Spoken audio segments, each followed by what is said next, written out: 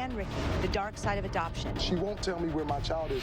Where's my child? His ex told him their baby died, but she really gave it away. She finally came clean and told you that the baby had been given up for adoption. We just got word from the adoption center.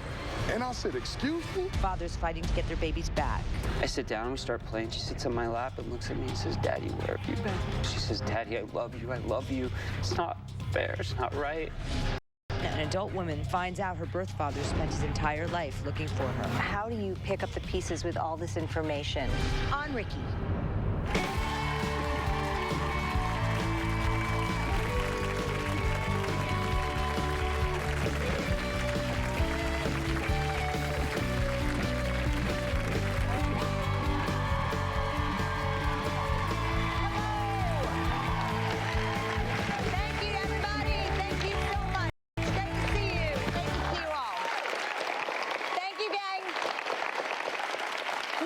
Scenario. You've just fathered a child, but soon after the birth, you find out that your baby has been given away to another family without your knowledge or consent.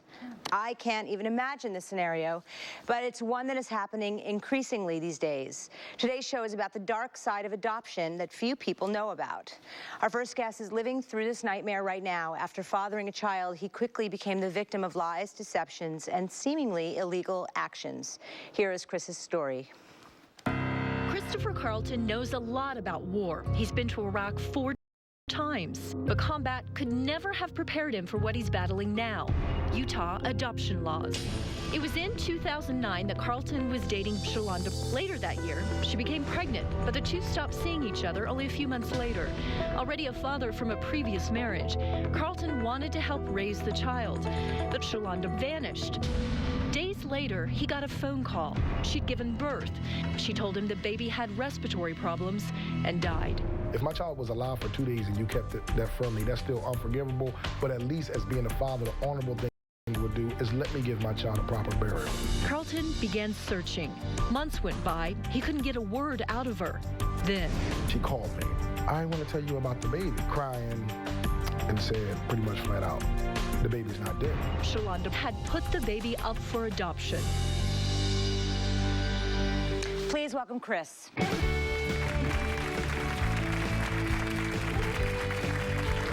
sir.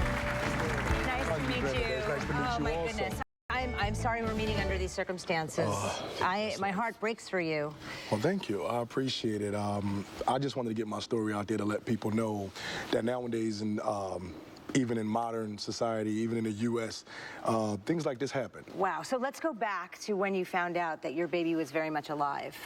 On October 20th of 2010, we went to a grief counselor because she had already told me the baby had died and the hospital had cremated my child. Now, between that time, for 3 months, I looked for my child up and down the East Coast at different hospitals. You were told it was a little boy. Yeah, a little boy, yes. And she also told me that they had, cremated my child. So I was bracing myself to prepare myself to get ready to look at my child's remains in some shape, way, or form, such as, a body or cremains. You wanted closure.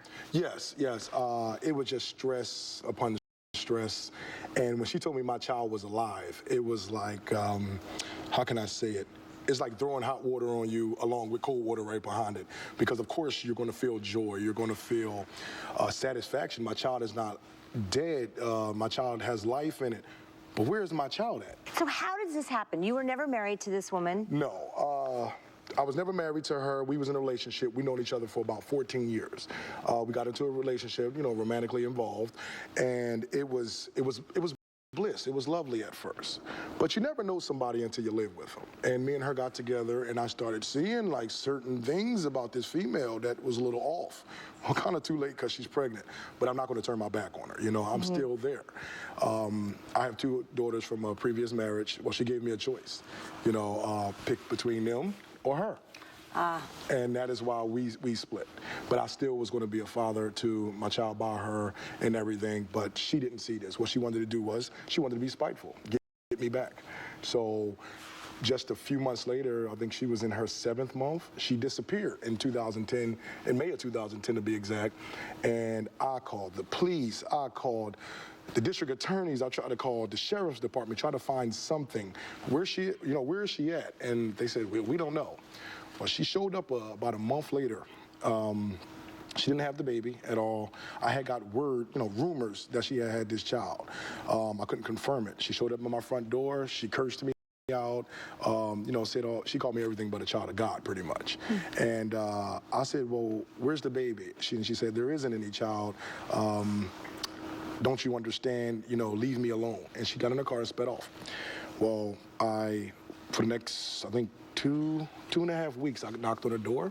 I called her. I emailed her. She wouldn't answer the door at all. Wouldn't answer none of my texts. I'm going crazy here. I'm losing my mind. I actually went to the state rep's office. They tried to look at the Office of Vital Statistics for me, the Department of Public Welfare. They couldn't find anything. I was at the store, and it was crazy. It was July 14th of 2010, and I was at the store, and my dad called me, and he said, Chris, get home. It's an emergency. So I run home.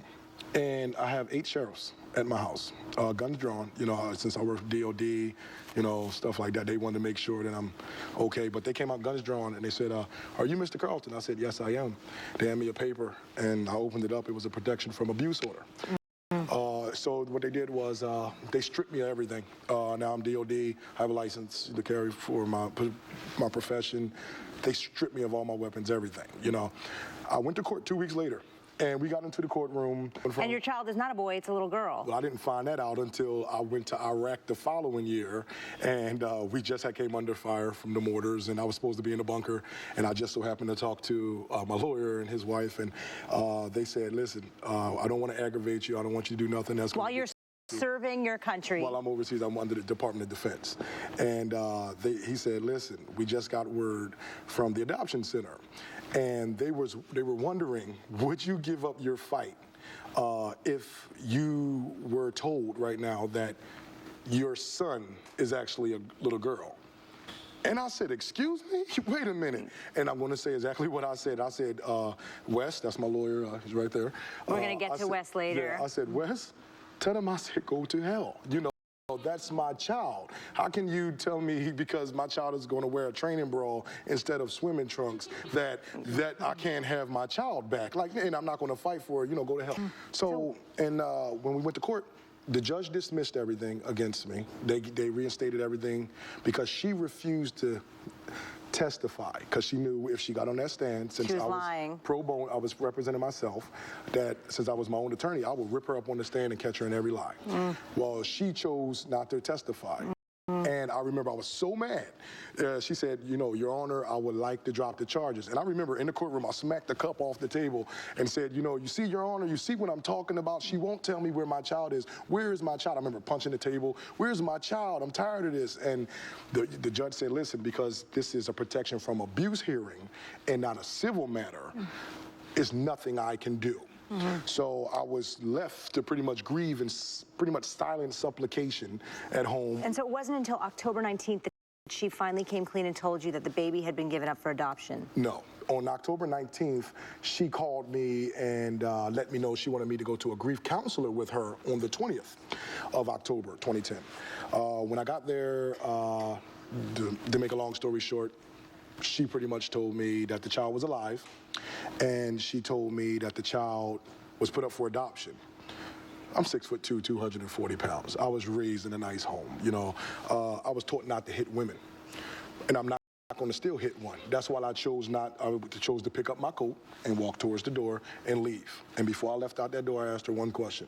I said, where did you put my child up for adoption? And she couldn't answer me. And then the little counselor lady, I remember this lady, she's like 4'10", she's really small.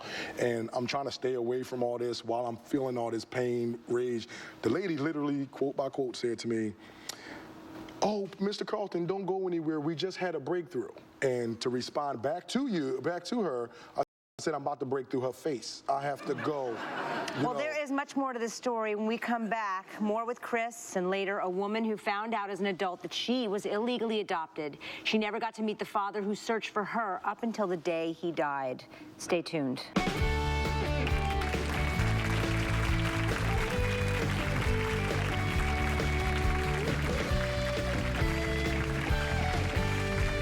Coming up. I want my child back. They told me, oh, we can't help you there. You are not recognized as the child's father. We don't have to tell you anything. And basically hung up on you. They hung straight up on me. Still to come.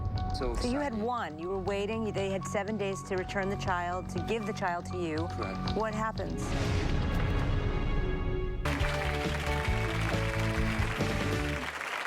We're back talking with Chris, whose baby was placed for adoption without his knowledge or consent. He has spent the last 3 years fighting for her. So you come to find out that your ex-girlfriend gave this baby up. It wasn't a little boy. He wasn't dead. It was a little girl. And your ex-girlfriend had gone to Utah to have this baby. Let's talk about Utah. Why was she able to give this baby up for adoption without your knowledge or consent? Because Utah has such laws to pretty much hinder an unmarried birth father from getting information about their child. I mean, I live in Pennsylvania. How would I ever know about Utah? Like, of all the things, I've been to 47 states. I've never been to Utah. And the only way I found out about Utah was I had subpoenaed her to come to court, and the judge forced her to tell me where she put the child up for adoption.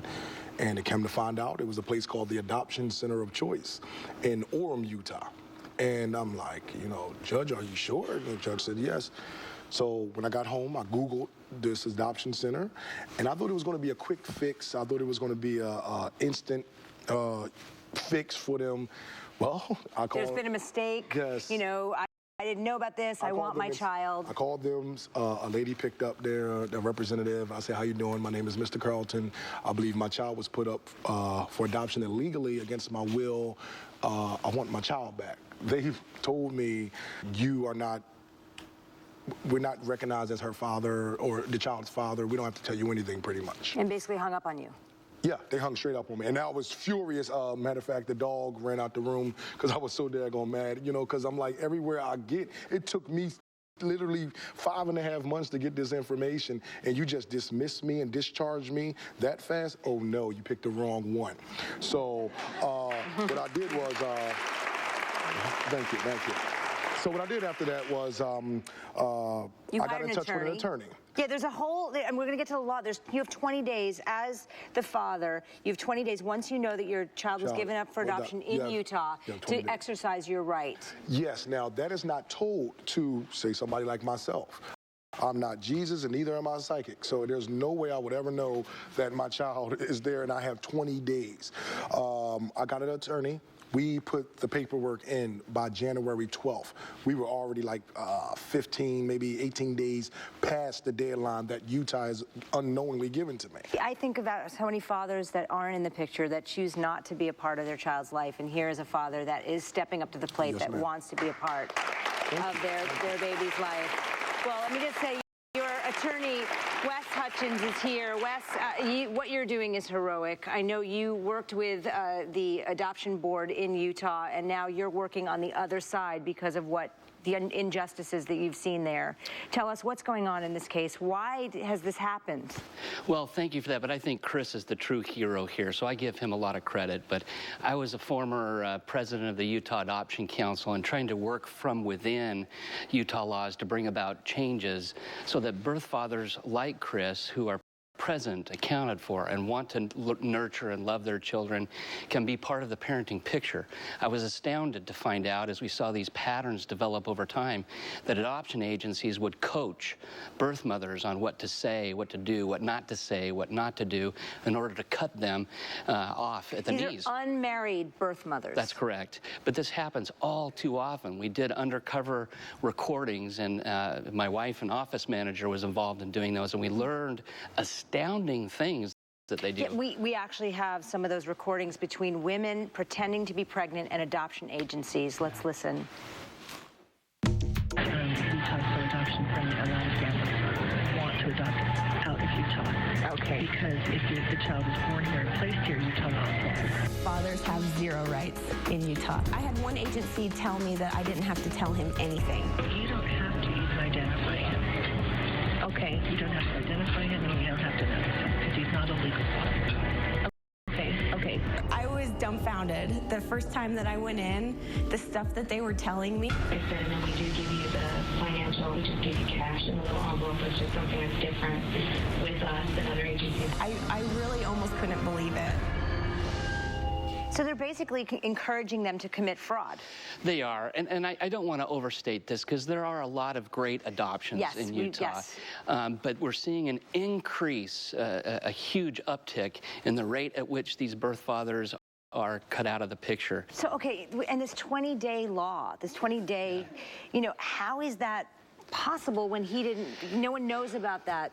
It is. You know what? I refer to it as a legal magician's act, where they try to give you some rights with the left hand, and then they suddenly make them disappear with the right hand.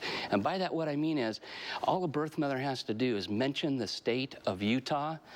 Not that she's going there to adopt or place the child for adoption, just mention the name, and then that triggers an obligation for the birth father to go there, file a paternity action in Utah, a state he's never stepped foot in, and file an affidavit in support of his paternity action, file a parenting plan. That is ludicrous. I mean, it's all these things, and judges and attorneys can't even agree on what Utah law requires. So where does his case stand?